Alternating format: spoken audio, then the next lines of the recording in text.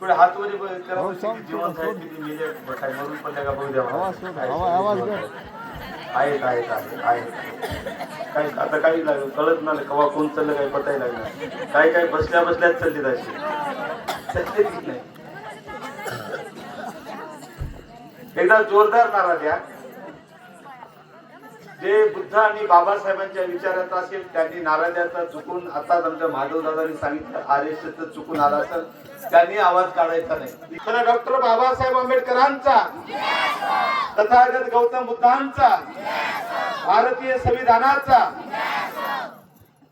तरी तेवढा पॉवर नव्हता बरं थोडी बॅटरी डाऊन झाल्यासारखं वाटलं असं जेवून आले ना बघा माधव दादांनी तरकारी फोडले हनुमंत साहेबांनी टरकाळी फोडली काय कारण त्याला कारथोड कानून जागेवर ठेवा त्याला सर्वात मोठं कारणीभूत असेल तर भारतीय संविधान भाग 3 फंडामेंटल राईट आर्टिकल 19(1) संविधान सांगायचं दादाला माहित आहे मी किती बोललो हनुमंत साहेबाला माहित आहे मी किती बोललो कोणी माझं वाक्य करू शकत नाही कारण सोबत माझ्या बापाचं संविधान आहे बरोबर आहे की काय बोलायला जोर सांगतात कुठीला बसल्यासारखं बसलं थोडं हल्लं पाहिजे डुललं पाहिजे म्हणजे आहेत बा वाटतात आहे की नाही एकाने माय गेली नाही वाटते नाही ना बरोबर आहे बापाला घालतील अगोदर मला कारण इतिहासाची पारी चालत असताना बाबासाहेबांच्या संविधानाच्या अगोदर एक मनुस्मृती होती त्यातली कलम सांगतो मी अध्याय 8 श्लोक क्रमांक 270 म्हणजे अध्याय म्हणजे धडा धडा म्हणजे प्रकरण आणि श्लोक म्हणजे आताच्या कलमा आपण म्हणतो ना कलम क्रमांक बाबासाहेबांच्या संविधानाच्या अगोदर मनुस्मृती होती कलम 8/270 त्यात लिहिलं होतं जे भाषण मी करावे ना तुम्ही बसल्यात ते सर्वजण बोलले त्यात लिहिलं होतं एक जातीर दिवी जातीस तू वाचा दारुण्या शिकणू जीवाय प्राप्त या छंद जगणे प्रभूच समजलं का हो किंवा नाही म्हणा समजलं का कोणाला समजलं हात वर करा बरं शाणे हात आणि काही काला होत म्हणतात विषयाकडे या अर्थ एवढा खतरनाक आहे त्यातला मराठी अर्थ आहे मनुस्मृती सांगते इथे बुद्ध सोडून द्या इथे एससी असेल एसटी असेल ओबीसी असेल धनगर कोळी माली मराठा सगळेच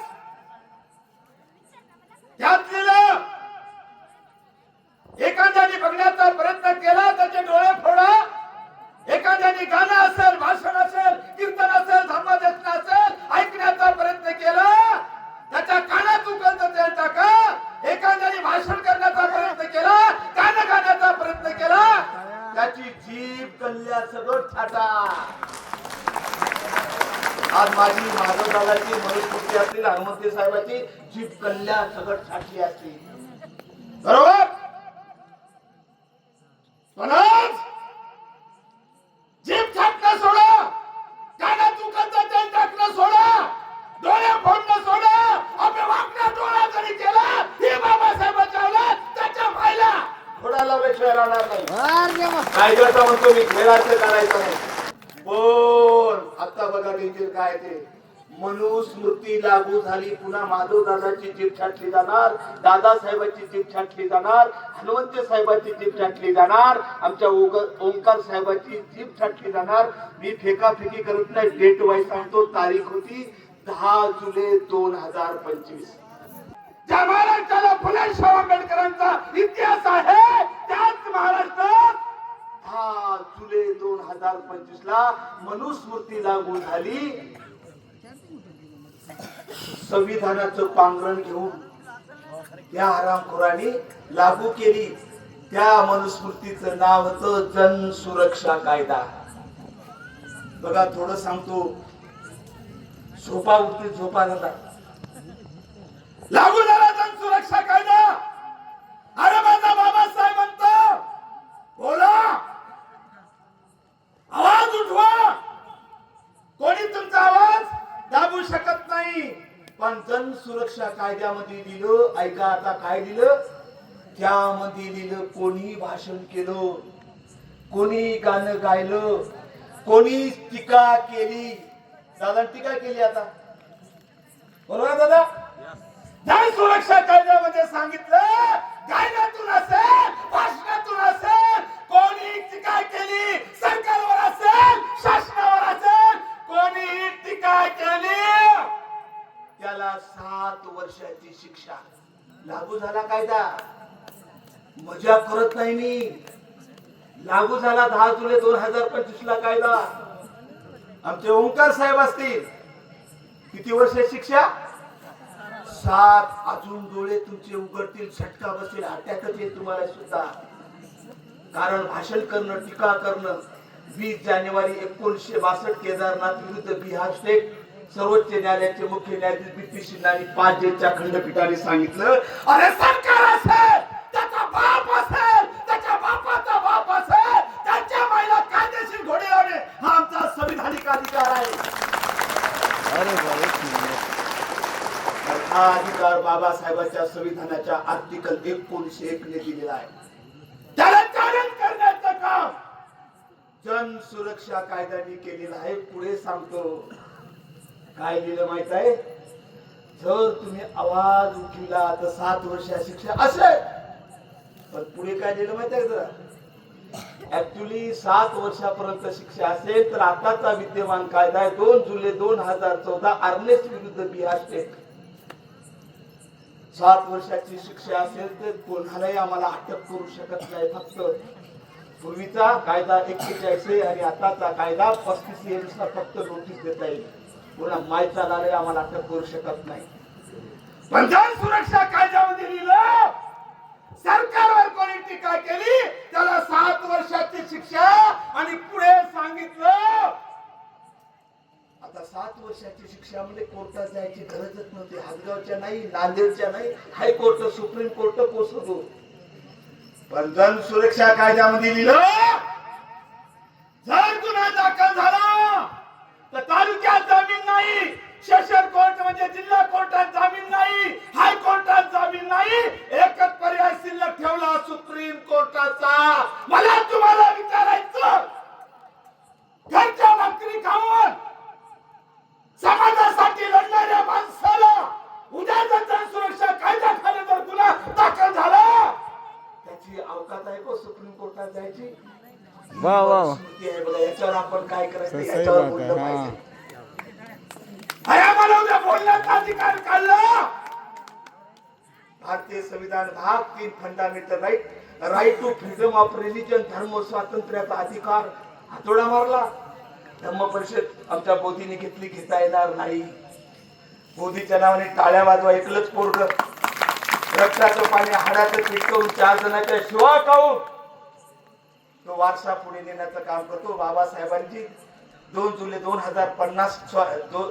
1950 ला दिल्लीला जी प्रतिज्ञा केली होती, वैशाख पौर्णिमेनिमित्त बुद्ध गेला सारा भारत बौद्धमय करील, त्याला गती देण्याचं काम हा पट्ट्या करतो.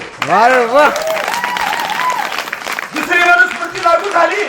सगळे बौद्ध धम्म परिषदेमध्ये करमणूक मध्ये कोणी आले अशाल तर आत्महत्या करा तुम्ही. एन्जॉय म्हणून असं लाजा वाटा पाहिजे आणि घरी जाऊन फाशी घ्या. मी सांगतो तुम्हाला त्याला जगण्याचा अधिकार नाही. कारण हा गोतमी पाटलाचा स्टेज नाही. बरोबर आहे, 1 नंबर. विजय मला इथे वाचा गेली काय? फडणवीस सरकारने या देशाला हिंदू राष्ट्र करण्यासाठी बौद्ध धर्म असेल, मुस्लिम असेल, शीख असेल, ईसाई असेल, जैन असेल, पारसी असेल, ज्यू असेल, इत्यादी इत्यादी धर्मच वाढू नये म्हणून मार्च 2026 ला एक कायदा आणला. त्या कायद्याचं नाव आहे महाराष्ट्र धर्म स्वातंत्र्य कायदा. माहित आहे? काहीच माहित काहीच नाही. काहीच माहित नाही मला. आहे का काही? कशी आली की मनुस्मृती काय करायची? मी सांगतो, कोणी आर्ग्युमेंट करा मला माझ्यासोबत.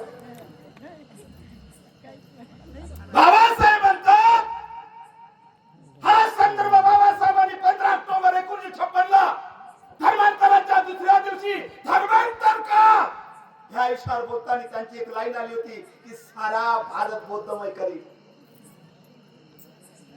तुम्हाला माहित आहे फक्त बौद्ध धर्मातच लोक प्रवेश करायचं भारतामध्ये, बरोबर की नाही? अपवाद सोडा, अपवाद सगळ्याच्या जास्त जनरली हा बौद्धाचार्य कोणता धर्म वाटतोय? बौद्ध धर्म.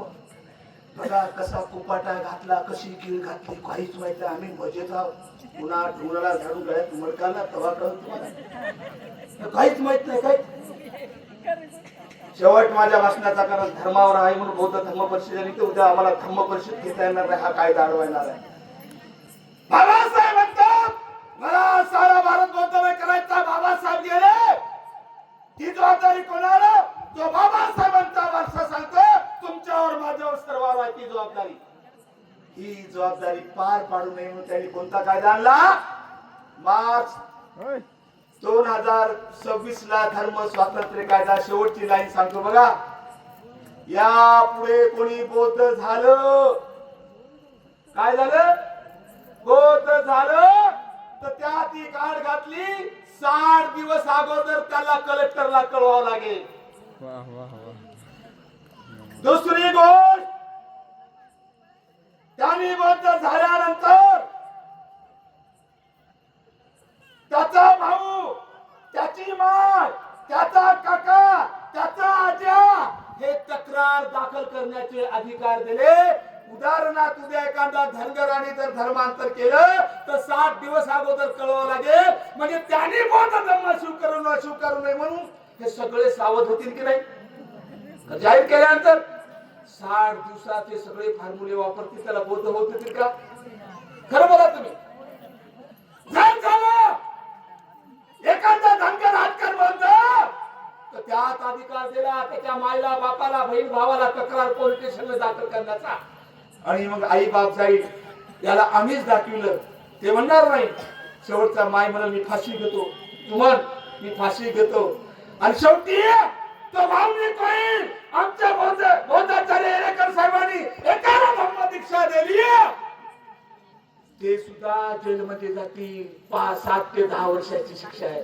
धर्म स्वातंत्र्य कायदा विचार करा. म्हणजे अशा रीतीने तुमचा बोलण्याचा स्वातंत्र्याचा अधिकार, तुमचा धर्म स्वातंत्र्याचा अधिकार जे बाबासाहेबांच्या संविधानाने दिलेला आहे.